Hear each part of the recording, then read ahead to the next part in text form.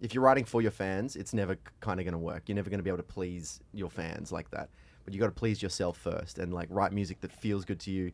Like Coldplay music gives me a feeling, and that's probably because Chris had that feeling, or the band had that feeling first.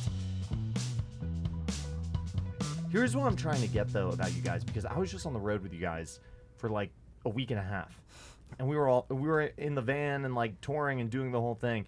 And George, here's what I've figured out: every song of yours and Amy's and the songs you guys write are so good. They're all so catchy. Like, I love this catalog. He's just figured it out. I've just figured it out. I just had this thought, but I don't understand how you guys learn how to do this, because you're a massive Coldplay fan. Right? Are you guys all Are you all Coldplay fans, or is it mostly George just being like a Coldplay weirdo? George is like a super fan. He's George is Coldplay a super weirdo. fan. I'm a Coldplay. We're all Coldplay fans. Yeah, we're fans. But George is the like a super fan. So I don't understand, because you were not really the music guy until you became the music guy. But do you just listen to so much Coldplay and learn how to play so many Coldplay songs that eventually you just figure out how to write your own music? Like, is that how you figure out how to do this? I just went to the University of Chris Martin, and I just kind of watched what he did. And But what does that even mean? Like, what are you Oh watching? my Like, are gosh, you if Chris Martin sees this, I will are die. you taking those songs apart and other songs too, potentially? no, it's more. Do It's you- not so much like. How'd you learn how to write a song? It's not so clinical. It's very much like intuitive. It's very like you're feeling something, and I always liken creativity. There's a difference between like the creative side and the technical side of music. Yeah. And you can be the greatest guitar player or greatest vocalist right. technically. I know something about that. Yeah. But it's this like intuitive nature that you have, and I always liken it to being an antenna. And creativity is like, and this is a bit wishy-washy, but it's like give it a a minute. frequency that's kind of always flying around, and life's giving you different inputs. And if you're open to those inputs and your radar is sort of like switched on, then you can pick up little clues that the world's giving you and turn them into something. And it's a feeling. I don't know. It's like you want that magic spark to come out of the music that you write first and foremost. If you're writing for yourself, then you've got to like look for that. And I think fans sort of subscribe to that, your taste in music, that feeling that you get. And if you're writing for your fans, it's never kind of going to work. You're never going to be able to please your fans like that. But you got to please yourself first and like write music that feels good to you. Like Coldplay music gives me a feeling, and that's probably because Chris had that feeling, or the band had that feeling first.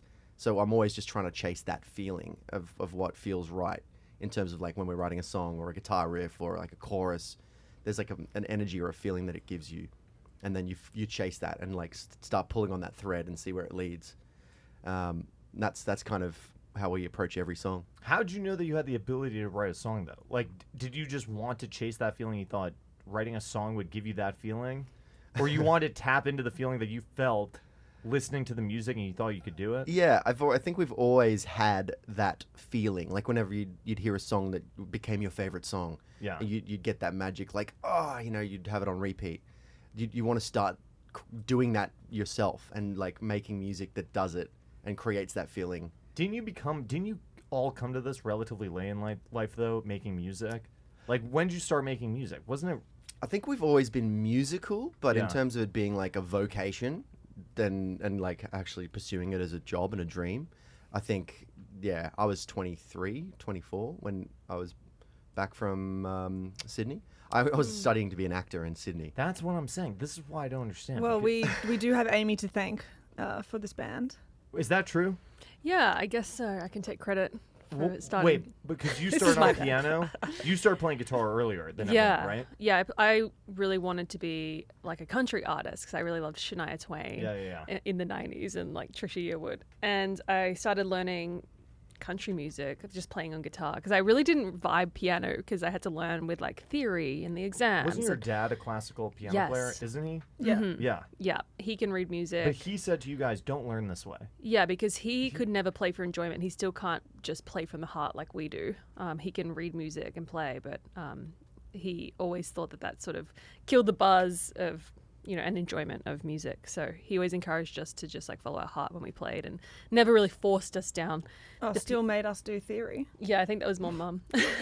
Well, In the early years, Yeah. we all, like, everyone did it, like piano lessons, and then on the weekends we'd have like learning the theory, and then we'd do like exams, and I always felt like a lot of pressure from that. So I sort of turned off learning keys, but I found my dad's old guitar, and it had like 3 strings, and I don't even think he played ever. I think he just had it lying around. And then I would walk around the house like pretending to sing Shania Twain, and they're like, let's get it fixed up, and we'll get her lessons with this guy called Baruch Tao, who was our primary music school teacher. But little did we know he had this like incredibly successful career as a session musician in Australia, and had toured with this massive Indigenous band called Yothu Yindi, and also like he toured with Janet Jackson and Madonna. Like he was a absolute wait, and this genius. was while you guys were in Papua We New grew up Guinea, in Papua New or- Guinea, yeah. But so this guy was in Papua New Guinea? Yeah, or, he's Papua New Guinean. So he was back home, and became a music teacher. And he taught you basically the fundamentals of how to play guitar Exactly. and sing. Yeah. But then George came to this so late in life, because at 23, I feel like your brain is too developed to really Not George's. to really learn how to Mine's play an still instrument. developing. But Zach, right. At That's 36. still yes. But how did you have the confidence to think that you could pick this up? I But still they- don't.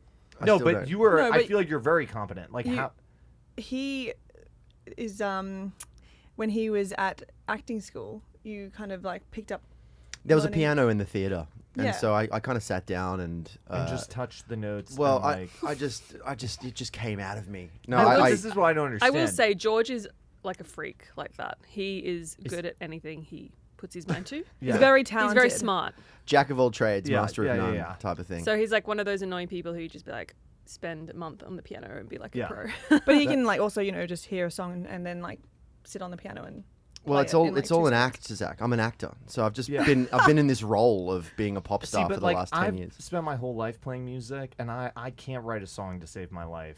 I'm sure you could. No, I can't. I took a course in college, and they said the way to get an A in this class is to write 30 songs, and if you want to get a B plus, write 25 or whatever. And I wrote 30 bad songs. I never wrote a song ever again. Oh. See. I can't write a song to save my Well, life. I don't write the songs at all. Yeah. So I don't sit in on the sessions. Why is that? Because why are we stuck like this? Like know. feel like I could be an amazing songwriter. I don't know I whether can't do it though.